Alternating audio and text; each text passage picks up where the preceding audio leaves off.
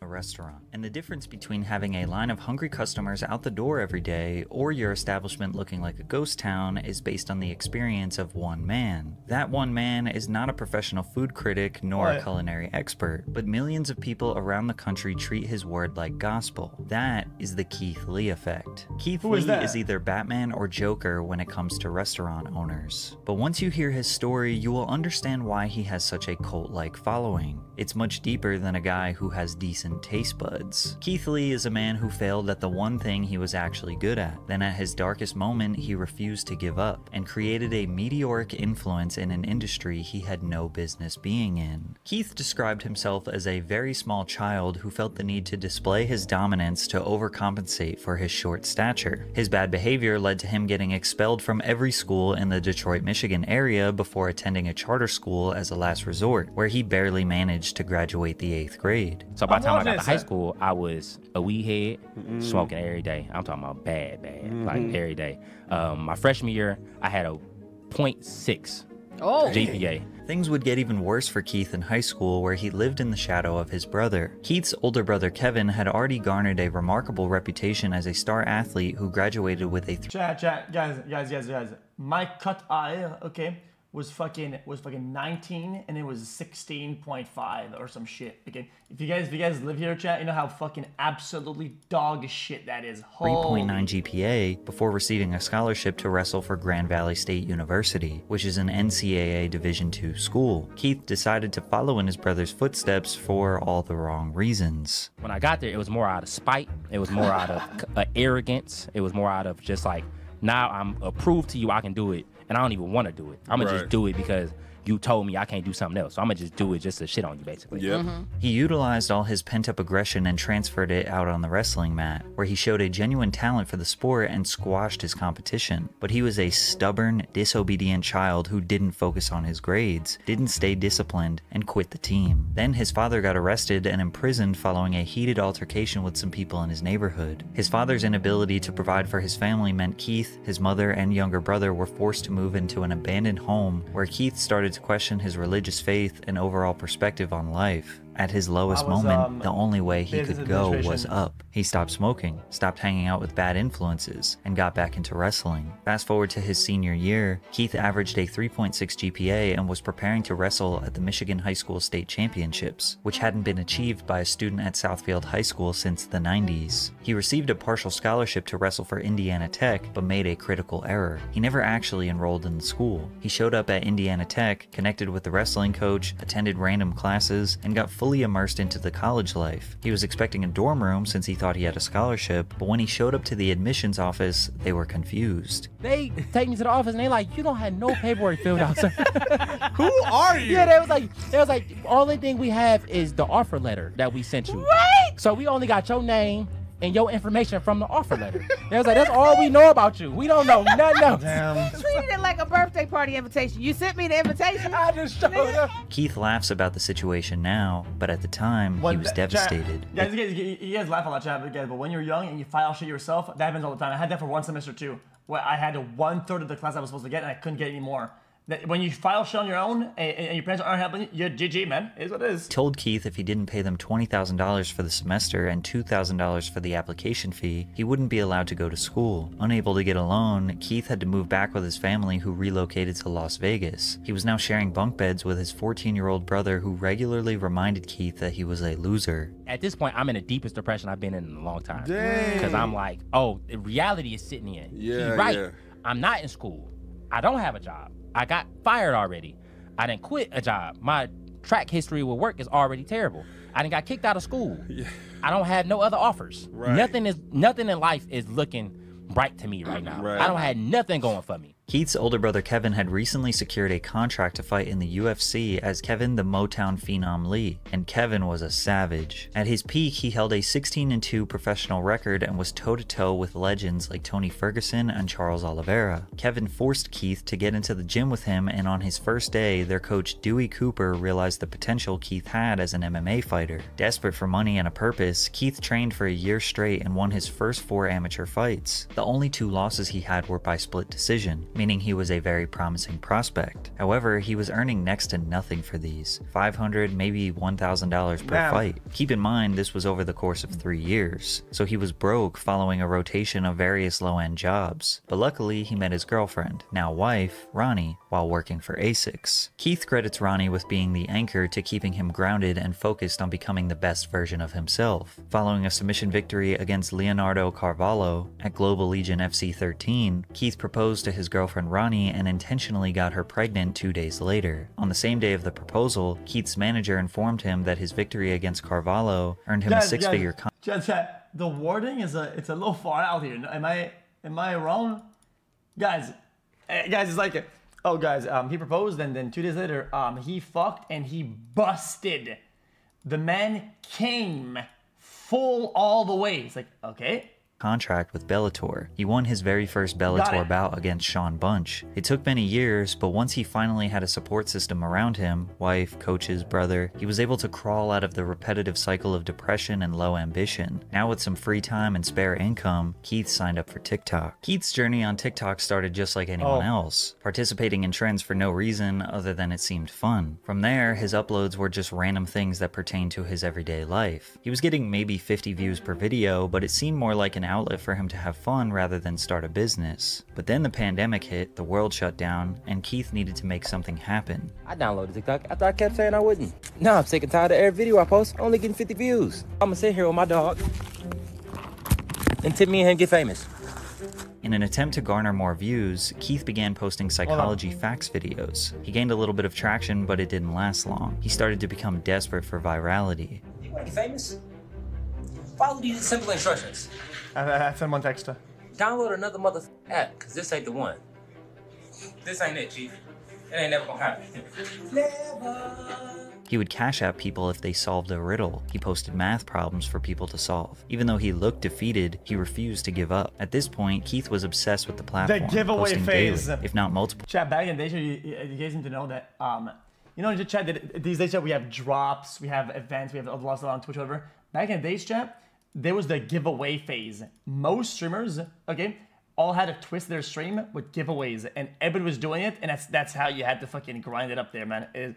I didn't do it because I was late to the punch, and also I was Overwatch washed up. Multiple times per day. He started featuring his wife Ronnie on his page after he went semi-viral talking about building a nursery for their expected baby. He then proceeded to document milestones throughout their pregnancy, many of which received thousands of views and ignited a dramatic shift in Keith's content. In September of 2020, Keith won his second fight against Vinicius Zani. Whatever they have in store for me, I'm always here to fight. I'll fight as soon as my daughter's born. My daughter's born in 4 days, so as soon as she gets here, I'm ready to go again. He didn't lie. Just 1 week later, he and Ronnie welcomed their first child, Carter. From there, Keith's whole TikTok was dedicated to documenting him being a parent. His loving and nurturing attitude towards his child attracted a large following of supporters. He provided them with wholesome moments, such as clipping his daughter's nails for the first time and celebrating her first Halloween. This was his family man era. Keith took a fight on short notice, just 2 months after his previous, to fight on the main card at Bellator 253. Unfortunately, he lost by decision to Rafion Stotts, but that didn't ruin his spirits. Keith the family man kept posting his terrible dancing videos and even started sprinkling in some cooking content. By mid-2021, he had accumulated 1 million followers and was averaging maybe 100,000 views per post. This was his foundation, the people that knew Keith was a humble, honest family man. Unfortunately, he would hit a new rock bottom when he lost his six-figure Bellator contract. In August of 2021, he was set to face his toughest opponent yet, who was undefeated. Keith was beaten and bloody and then submitted in just the first round, then got up while unconscious and stumbled headfirst into the cage. The clips of his loss made the rounds on social media. He was embarrassed. He got a call from his manager saying he was cut from Bellator. Keith was back to rock bottom. Wait, his why? first TikTok back after his loss was him, poetically, ordering some food. I have these sunglasses on because my eye is black and my face is beat up. I'm fine though, for anybody. Well, I'm not fine, but I'll be fine. He had 1 million followers, but he was only making around $400 per month on TikTok. His fight career was looking grim. Man, that's chat. That is ruthless, bro. TikTok don't give. He had 1 million followers. TikTok don't give a fuck. They do not care, dude. followers, but he was only making around $400 per month on TikTok. His fight career was looking grim, and TikTok didn't seem realistic. Then he got a call from the owner of Harold's Chicken just a couple days after his loss. They asked him to do a review of their establishment. At the time, he didn't know it, but Keith just discovered his next big venture. All right, Harold's Chicken in Las Vegas. They didn't have no mac and cheese, but it's okay. Overall, I get the food a 9 out of 10. Without question. Following his review of Harold's Chicken, Keith made food reviews as a side quest on his page. However, his main focus was on family vlogs and cooking content. He was still largely referred to as the cooking guy, regularly being asked about his cooking content during interviews. In January of 2022, his wife became pregnant with their second child, and they desperately needed to find another source of income. He started doing more and more food reviews, but they weren't that organized, and he was very generous with his ratings. We are sitting outside of Firehouse Sales because today we are doing an Firehouse official sucks. food review. This It has the perfect sucks. amount of So- spice.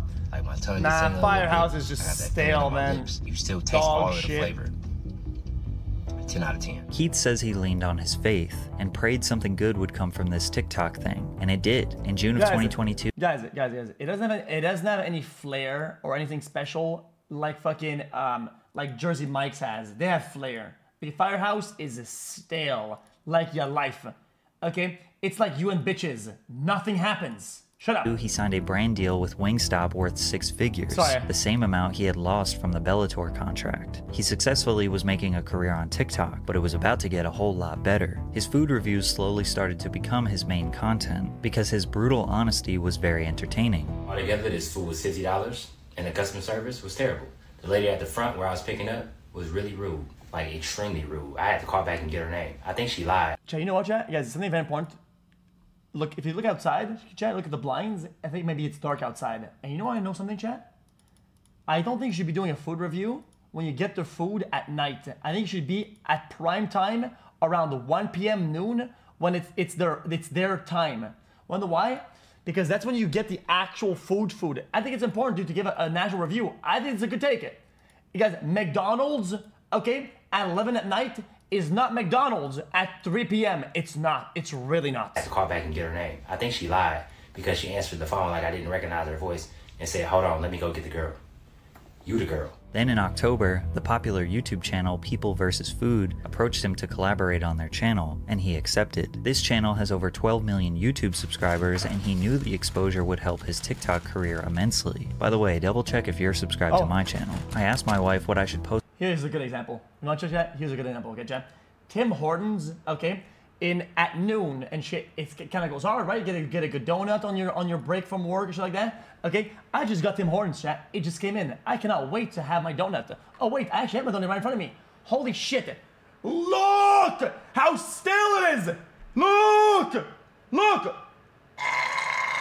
You see that? Holy shit, man, dude.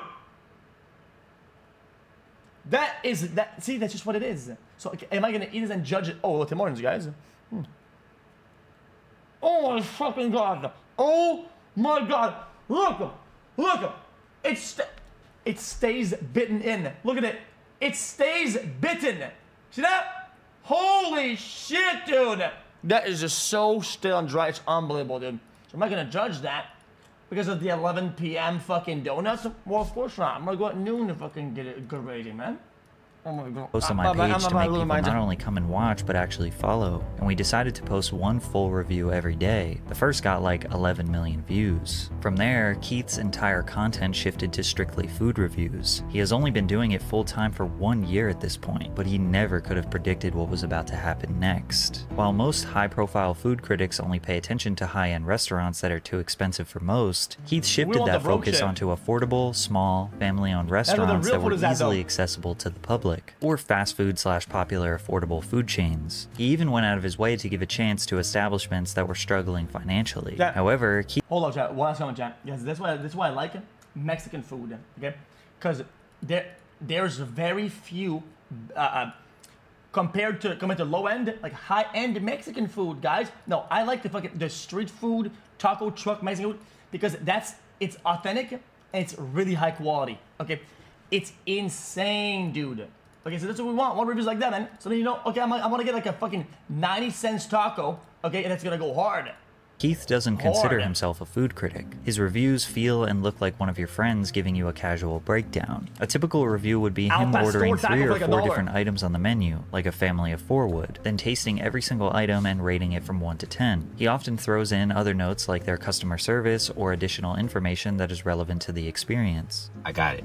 Let's try it and rate it 1 through 10. I spent $23.84 on 3 bao buns and a drink. But bro, that's what they look like. Customer service, delightful. It was a very short interaction. Let me take a look at this. Guys, what is this? What is this? Is this a pita bread? What the fuck is that? What is that? But bro, that's what they look like. Customer service, delightful. It was a very short interaction, but the guy who worked at the front was really nice. And the actual building itself, very aesthetically pleasing. It made me want to eat. Wait a minute, bro. Personally, it was lacking spice, so the added a salsa took the tacos itself from a 9 to a 9.7. That's one of them ones. Even when he gives a negative review to the food, he will provide more context so it doesn't come off as unfair. He often goes out of his way to leave massive tips, sometimes hundreds of dollars to workers that give him good service. Since he had already built a strong foundation during his family man era, there wasn't necessarily one viral review that changed his life. His growth has been steady, and along the journey his audience latched onto his down-to-earth attitude, unwavering love for his wife and kids, and dedication to God. But even if you don't know about his past, after watching a few videos you can just feel he is a kind and genuine man. They didn't care about Keith not being technically qualified nor having a depth of culinary knowledge. He thinks what sets him apart is his values. I stand on my integrity, I stand on my values, and I don't allow those to be wavered or to be shook no matter the amount of money, the opportunity, or the people I'm surrounded by. That's tough, Chad, guys. In my opinion, Chad, guys, you should be entertained and like the content for what it is, right? Without looking too hard. You guys, if you look too hard into things like these, you will mostly be disappointed. You wanna know what? Guys, I'm sorry to tell you, Chad, some snippet of something will come out and you'll be disappointed, okay? These people are there to entertain you, okay? In my opinion, I'm not just, I'm just telling you. I don't think you guys are missing the point entirely, okay? Is that content to be entertained, and I just think that you're setting yourself for failure. You're setting yourself for failure. That's just what it is. With nearly 10 million loyal followers, a full-time dedication to quality reviews of local... You guys, it says you, like you guys act like, oh, dude, some people are perfect, because no, you're perfect, don't project it. Brother, let's be honest, man, let's be honest. Look at your content creator that preaches to you about their religion and shit like that, okay? How many times do they do things that are like, you know, against their values? Shit, dude, on a fucking daily basis, dude. You can catch them on a bunch of all the fucking time, on a bunch of hypocrisy, all the fucking time, literally on a daily, dude. Is what it is. You're just saying yourself a failure. That's what I'm saying. Or less popular restaurants, a phenomenon dubbed the Keith Lee effect would take over Las Vegas, then all over the USA. One of the first beneficiaries of the Keith Lee effect was a local food truck called 303 in the Cut. In November 2022, Keith's review blew up and garnered over 35 million TikTok views since its initial upload. Keith confirmed their cheesecake sandwich was a 10 out of 10, and the next night, 303 had people waiting in line for over an hour, wrapped around the corner for their food. The owner said they doubled their income in one day, and it stayed that way for over a year. One Las Vegas pizzeria he reviewed, Frankincense, made headlines for attracting lines around the block because Keith gave their wings a 10, pizza a 9.8, and garlic knots a 9.2. Oh, that However, it wasn't just the though. food. It was Keith's interaction with the owner, Frank, that made people want to support him even more. If I don't like the food, I gotta tell you, I'm not trying to be malicious. And he was like, I'm gonna be real with you too. I need help. Yeah, that hit me here. He said the food is delicious. He has great reviews on Yelp. The only bad reviews is that he don't close the time it says that he closed on Google. The time it says he closed on Google is 1 a.m. He was like, I literally can't afford to open that late because we don't get that much business. Frank, if you're watching this, I'm gonna be completely honest. You are an amazing man from what I saw. I appreciated your time and I appreciated your conversation. Let's try this food. According to Frank, Frankincense had to hire 23 new team members in the 6 weeks following Keith's review and had guests from all over the world patiently waiting for over 3 hours for his pizza. Frank said he was thankful that Keith helped his business and the overall community at large in Las Vegas. Yasser Zermino, owner of Aroma Latin American Cochina, asked Keith to come review their restaurant through email. Keith gave all 5 different items over a 9, including the Oaxaca sandwich, which he said was the best he had ever had in his life. Oh man, these fries, man, they don't look good at all.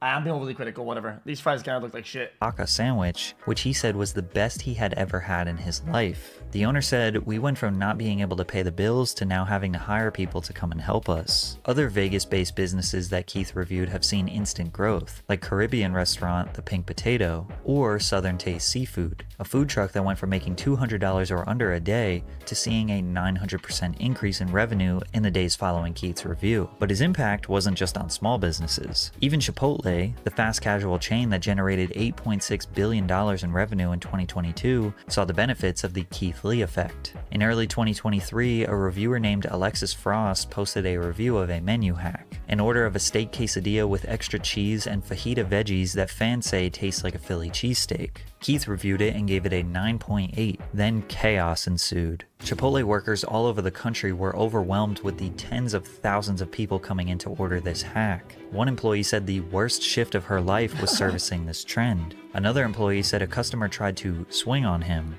aka fight him, because he couldn't make the food. Managers started posting signs that say, "Guys, so that's such a big opportunity, chat, for him to do a fake thing of like asking a secret menu at Starbucks, and it's some fake shit that, oh, give me like this double twister pumpkin unicorn latte, dude."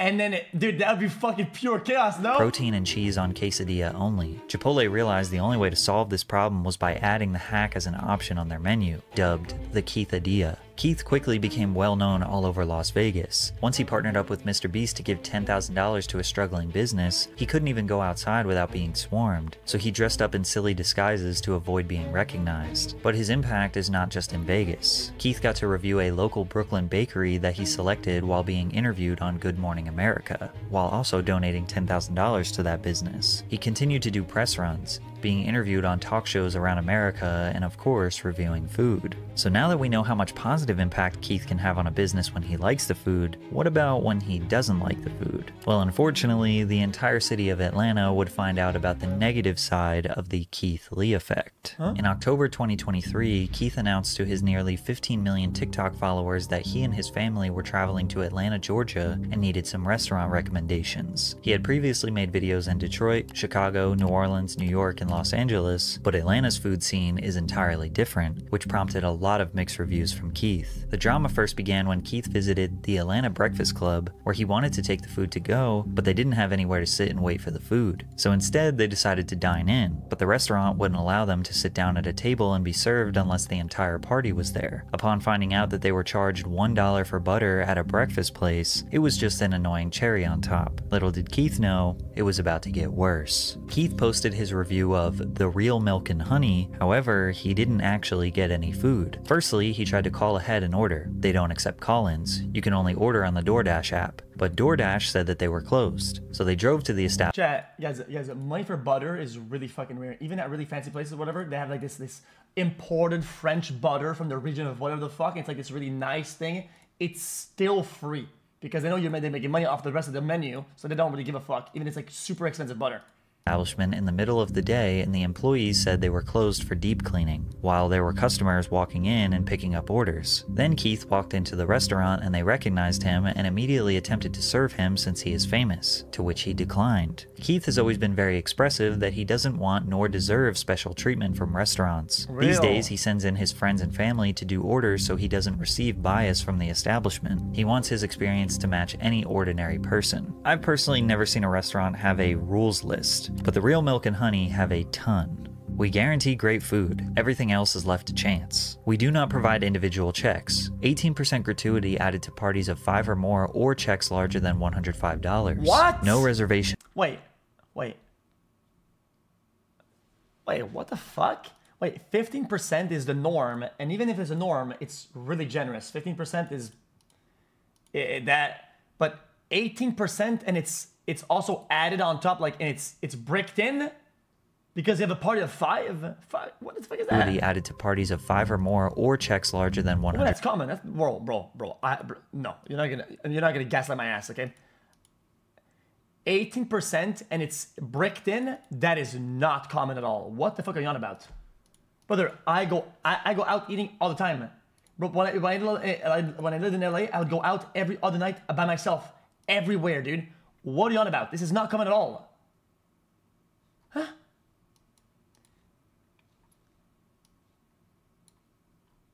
Because on parties of 5, 20 is common. No, it's not. It's never bricked in. You need to understand it. Usually, okay, they either assume 15% or strongly recommend 15%. You just have to write it down. It's 15, not 20, not 18. What are you on about? 15% gratuity added to parties of 5 or more or checks larger than $105. No reservations, unless you're Barack Obama. No parties larger than 4 on days that end in Y. Keith was clearly frustrated that a business would change the rules when it benefits them, but he didn't want people to attack the Real Milk and Honey because he had a bad experience. However, the internet, being the internet, started attacking. There was actually another restaurant called Milk and Honey whose owners were receiving death threats in the DMs because of people confusing them with the other restaurant. But if you had any sympathy for the Real Milk and Honey, it would be gone once you saw their response video they uploaded to TikTok. Did you see this Keith Lee video about the Real Milk and Honey? And who is this Keith Lee? Daddy, you don't know Keith Lee? Yeah. No. The owner tried to look cool and pretend like he didn't know the entirety of social media is destroying his business, but it only made people want to support their business less. To add insult to injury, Keith reviewed the bodega positively, which is directly next door to the Real Milk and Honey, which resulted in a line of customers skipping the Real Milk and Honey to wait in line for the bodega. But the shenanigans continued. Keith reviewed another ATL restaurant called Old Lady Gang, but again, did not get any food. He tried to call their number, no answer. Tried to order on DoorDash, said they were closed. He sent his family into the physical store to do takeout. They said they don't do to-go orders on the weekends, but the wait to dine in was 1.5 hours and they didn't take reservations. Instead of leaving, Keith decided to walk in where he was recognized and immediately... Wait, how's that impossible? You don't take reservations, so you have to go there, know the line is like, and just wait there? In was 1.5 hours and they didn't take reservations. Instead of leaving, Keith decided to walk in where he was recognized and immediately they offered him a seat, skipping the entire 1.5-hour wait, to which Keith denied because he didn't want any celebrity treatment. This is usually you give your phone number and you get out and they call you or they text you and then you go back. That's how it works. It's exactly how it is for us regular ATL folks. Imagine them telling you your wait time is 1.5 hours, then someone else comes up and sits immediately. Keith left and visited Toast on Linux, where he didn't plan on doing a review but arrived to a 2.5-hour wait time. When he politely left, the entire staff walked out and offered him a seat immediately, to which he denied again. There were videos that went viral of him in the parking lot seemingly arguing with the staff, but he was just letting them know that he didn't want to skip the line. But Keith's experiences are not just unique to him. Cardi B spoke on the subject on an IG Live. I feel like Atlanta restaurants, they don't like to make money. I feel like they don't like people, they don't like their customers, they just don't like it. First thing first, right? You could barely order in Atlanta restaurants. Like you go like, hey, I would like to make an order. Oh yeah, we don't take orders. We don't take orders. It gets to the point that I literally have to I have to tell like people that order food for me, like, can you just name drop my name? Because first, they don't do no pickup orders, they don't do deliveries, they just don't do shit. And of course, we got some hilarious memes from this whole situation. You walk in, let me show you how it's done. Hello, sir, how are you today? May I take your order? You talk like that. We talk like that, because Keith Lee is in town, bro. That boy Keith Lee in Atlanta now. Hey, y'all little boozy at restaurants? Y'all better get on your goddamn Zoom now. Jesus. Hey, Milk and Honey? See, that was y'all ain't get for giving me attitude when I told y'all my partner was just down the street parking the car. Although most people were understanding of Keith's frustration with these ATL businesses, others, like ex-football player Chad Ochocinco, thought he was trying to tear down black-owned businesses. I don't like the critiquing of our restaurants and having people and talking bad about our goddamn businesses and like, dude, you know how hard it is, and I get it, for us to even get in the food industry. What are the qualifications of being a food critic? Go to a restaurant and do you like the food? Bro, imagine being a nice place that did nice and give them good service, whatever, and had a good spot, and they're like, who the fuck is we? Who the fuck is we? Did you like what are you know how hard it is, and I get it, for us to even get in the food industry? What are the qualifications of being a food critic? Go to a restaurant and do you like the food? Did you like the customer service? What was it like? Yes. What was the wait time like? That's all you got to do. At the end of the day, Keith just gives his honest opinion and experience, but he implores everyone to try for themselves. If he is too positive, his opinion will hold no weight. If he is too negative, he will be seen as destructive. There will always be haters. However, broadcasting his opinion to 14 million followers will, without a doubt, prevent a lot of people from trying a restaurant. If someone I trust says don't go somewhere to eat, I'll probably listen to them. Or if I have one bad experience, I probably won't go there again. This is why some people argue that you can't have a bad day in the customer service industry. If you can't afford a bad review, then you shouldn't give bad service, especially if you are inviting a food critic to your establishment, which a lot of these restaurants do. Through all the drama, Keith found a lot of gems in Atlanta. The seafood menu, juicy jerk, the dining experience, which he personally tipped the owner $2,000, and Jamaican jerk biz, where the owner broke into tears when he walked in. He asked the owner what her sales were for the day, which was $2,600, and he paid her $3,000 for his meal. However, Keith just announced that he's on his way to Houston to do a food tour, and restaurant owners are trembling. In just 10 months of fame, Keith has helped hundreds of businesses raise... Damn, fuck, dude, and why is he announcing it then? Yeah, that's tough, though. Dude, if you know his effect is that big, then him pre-firing is pre-affecting it though. Because at that grade, at that skill, it does have a different direct impact. Tens of thousands of dollars for charity and continues to spread love and positivity during a time where we need it the most. Maybe from here... You know what he needs? He needs a private council of people, okay, from a bunch of places that are selected and ask them for recommendations before he goes to spots. So he gets to ask locals that live there, like a council, and they give him so he doesn't have to ask his fans for recommendations, so that people don't pre-fire. He will start a food review show, or a cooking show, or maybe an app for restaurants all around the country that he recommends. As long as he remains the positive and wholesome man social media knows and loves, they will support whatever endeavor he chooses. Finally, the internet made the right person famous. That is nice. That is nice. That feeling of lonely would go away, I bet. Wait, what?